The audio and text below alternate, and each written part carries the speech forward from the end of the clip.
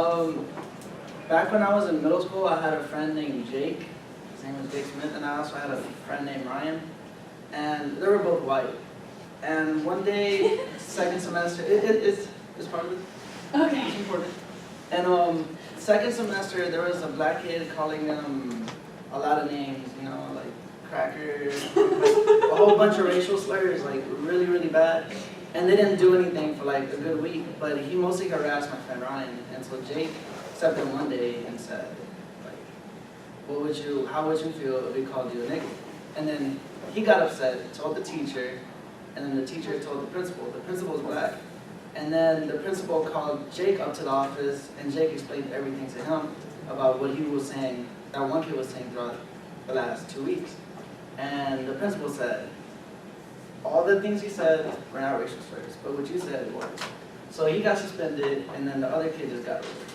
So it was more like, why do we live with such really bad double standards in life? Because it's more than just race, it's also gender, as in for women and men. Because knowing a lot of parents, though now in society, it's more like, okay, son, you're gonna go out, go have fun, do whatever you know we say. As compared to a female, it's just like, no, you're not going out, you're not dressed like that. Like, why do you treat other people differently? Why is it that everybody is treated differently from other people, basically? As in, racism is also one, as in this whole things that have happened in the last years, Trayvon Martin and all the other things. It's more like, it's okay for like one race to say one thing about the other, but as soon as like another race says something, it's like it's racist, you know? Like it doesn't make sense to me as far as the media, because the media just portrays white people as being racist no matter what they do. Like that's the bad thing about it. And this also goes into gender, as in like little small things up to big things. Like if a woman is strong and independent and she speaks for herself, they call her a B word, you know? But as far as a man does it, it's like, okay, well, he's a man. Like, it doesn't make any sense. And it's just the other way around. Like, why do I have to pay for every day? Like, you hold the door for me, I don't mind. Like, I don't mind you. Like, it just goes on to, like, a lot more other things as far as also, like, gay rights. Like, if a woman is gay, if she's a lesbian, like, a whole bunch of people is like, oh, that's hot. Oh, okay. But if a guy is gay, it's just more like, they're targeted more and more often than like females. So it's just so many different things out in society that just, to me, does not make sense. And it's also as far as, because what I had experienced when I was a younger child was my parents went through a divorce, and my mom, like she did a lot of my mom wasn't a good person back then. She pulled out loans in my dad's name, and she did some things that she didn't have to do, and they got divorced. And at the end of the day, my mom, because she was a woman, she got mostly everything she got through all these biased court systems. As in, like, my dad has to suffer these debt. I was with him this last weekend, and he had to pay like a $3,000 debt, like loan or something. And it bothers me a lot that they, like, women talk, and I'm not saying this is a bad thing. I am all for like equal rights for women, but as well, like, you guys should understand, there are some things that men cannot get that women can do. So it's just more of that, because my mom used to hit my dad a lot. And I mean, if she hit him, people would just say, oh, he deserved it, blah, blah, this and that, he probably cheated, this and that. But my dad hit my mom once, and it was just like, call the police are at the house, and my dad is in jail for like a day. And I was like, where's my dad? Like, it was sad for me. I was a little kid. So it's just more like double standards to me just really doesn't make any sense, because I know it's out there and people need to understand that there are women's rights, but there's also men's rights. Because one of the biggest issues nowadays is the fact that men are portrayed in society as being, you know, a man, providing for their family, paying for everything, not complaining, not crying. And there's a statistic as into there is a higher suicide rate for men because all the emotion they feel, they can't let it out. It just builds up. So it's just more like, why do we set higher standards for men that way when like women can also get away with a lot of things? But I mean, I'm not saying that, you know, like I mean, of course it's a bad thing, but I'm saying there's like equal rights for each side. Because another issue that nobody really speaks about is men being raped by women. And most people would just say you can't get raped by a woman.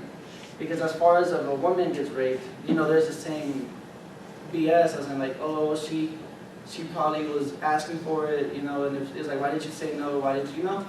And there's actual stories of men being raped by women as to when the guy tries to say something, and already being set up to that high standard of a man, like it's embarrassing for him. And everybody, and when he opens up to anybody, they'll just say, oh, I wish I was you, you know? Like, I wish, oh, then you're lucky. And it just doesn't make sense to me that there's double standards for men, that is just like really bad towards women, there's double standards for women that is just really bad for men. And that's all.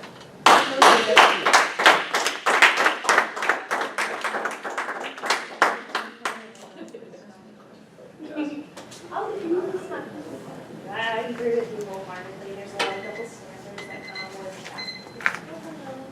And there's a lot of standards. I had the same problem, the white with black. I was in a dance class, and the majority of my school is minority, like Hispanic, then black, then it was white, and then everyone else. And I was in a dance class, and I was known as white girl. That's exactly what they called me, and they would laugh at me while I was dancing. Granted, I'm not a great dancer, but, you know, they would laugh at me and call me names and call me white girl. She can't dance because she's white, and, you know. Because she's white.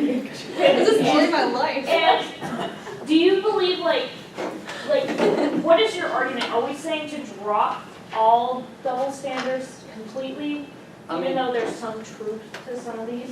I mean, as far as dropping it, I think people should more acknowledge that it's there, kind of thing. Because it's always more attention if somebody were to say, oh, there's a white girl. But if you say, oh, there's a black girl, like for some odd reason, for most people, that just sounds kind of a little intense saying that.